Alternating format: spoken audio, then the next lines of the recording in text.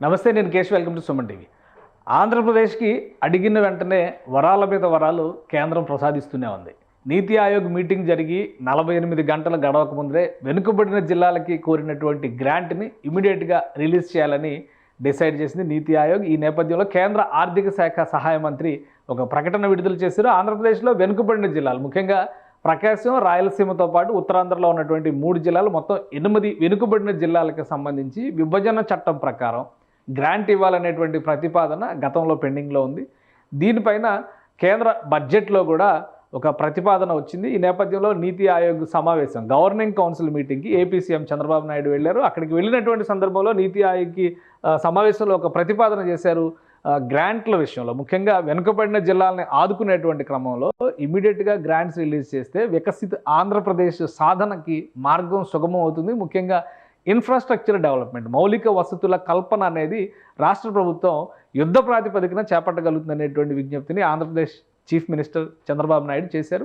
ఈ నేపథ్యంలో నీతి ఆయోగ్ ఒక ప్రకటన రిలీజ్ చేసింది. ఈ సమావేశంలో పాల్గొన్నటువంటి సందర్భంలో ఆయన ప్రత్యేకంగా నీతి ఆయోగ్ చైర్మన్తో కూడా మాట్లాడారు. ఏపీకి రావాల్సినటువంటి వనరులు, వసతులు, ముఖ్యంగా ఆర్థికపరమైనటువంటి సమస్యలే ఆంధ్రప్రదేశ్ ఎదుర్కొంటుంది కాబట్టి వాటికి పరిష్కారంగా ఆర్థిక చేయూతనివ్వాలని చంద్రబాబు నాయుడు విజ్ఞప్తి చేశారు. ఇప్పుడు ఓవరాల్గా ఒక్కొక్క జిల్లాకి ఎంత కేటాయించాలనేటువంటి విషయాన్ని పక్కన పెడితే మొత్తంగా 2100 కోట్ల రూపాయలని ఇమ్మీడియట్గా తక్షణ సాయంగా ఆంధ్రప్రదేశ్లో వెనుకబడిన జిల్లాలకు కేటాయించాలని చంద్రబాబు నాయుడు విజ్ఞప్తి చేశారు. అయితే తాజాగా ఈరోజు తీసుకున్నటువంటి డెసిషన్లో ఈ నిధుల విడుదలకి గ్రీన్ సిగ్నల్ ఇచ్చేసినట్టుగా ఆల్రెడీ రాష్ట్ర ఖాతాలో జమ అయ్యేటువంటి అవకాశాలు ఉన్నాయని కేంద్ర ప్రభుత్వం ప్రకటించింది.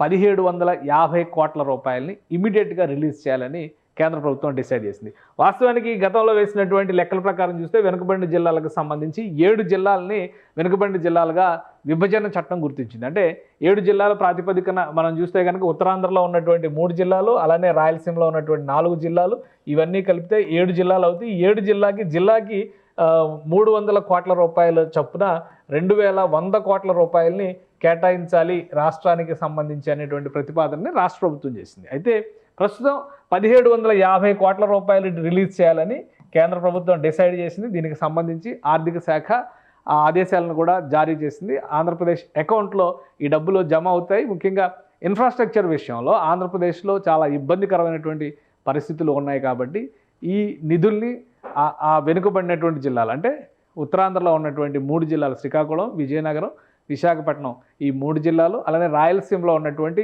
4 జిల్లాలకు సంబంధించి కడప, కర్నూలు, అనంతపురం, చిత్తూరు జిల్లాలు, అలానే ప్రకాశం జిల్లాను కూడా తాజాగా బడ్జెట్ ప్రతిపాదనలో కలిపినటువంటి నేపథ్యంలో ఈ జిల్లాల్లో మౌలిక వసతుల కల్పనకి ఆంధ్రప్రదేశ్ ప్రభుత్వం వినియోగించబోతుంది.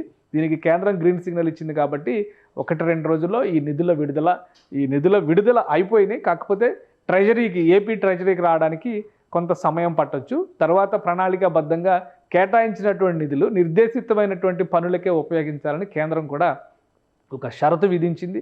ఆ షరతును అమలుపరిచే విధంగా ఆయా ప్రాంతాల్లో రహదారులు, విద్యుత్ సౌకర్యం, డ్రైనేజ్ వ్యవస్థలు వంటి అంశాలను, మంచినీరు, తాగునీటి సమస్యలను పరిష్కరించే దిశగా కావాల్సినటువంటి ప్రాజెక్టులను టేకప్ చేయడానికి ఆంధ్రప్రదేశ్ ప్రభుత్వానికి వెసులుబాటు కలిగింది. ఓవరాల్గా ఆంధ్రప్రదేశ్కి బడ్జెట్లో ప్రాధాన్యం ఇచ్చిందనేటువంటి చర్చ, రాజకీయ ప్రాధాన్యాలు ఎలా ఉన్నా కానీ ఈసారి బడ్జెట్లో మాత్రం ఆంధ్రప్రదేశ్కి మంచి ప్రాధాన్యం లభించిందనేటువంటి చర్చ నడుస్తుంది. కేంద్ర మంత్రులు చెప్తున్నటువంటి అంచనాల ప్రకారం మొత్తం ఏపీకి కేటాయించినటువంటి ప్రాజెక్టుల విలువ 80,000 కోట్ల రూపాయల వరకు ఉంటుంది ఈ ఏడాది కేటాయించినటువంటి బడ్జెట్లో చూస్తే కనుక అనేటువంటి మాట చెప్తున్నారు. ఈ నేపథ్యంలో మరికొన్ని వరాలు నీతి ఆయోగ్ సమావేశం ద్వారా రావడం అనేది ఏపీకి కలిసి వచ్చేటువంటి అంశంగా కనిపిస్తుంది.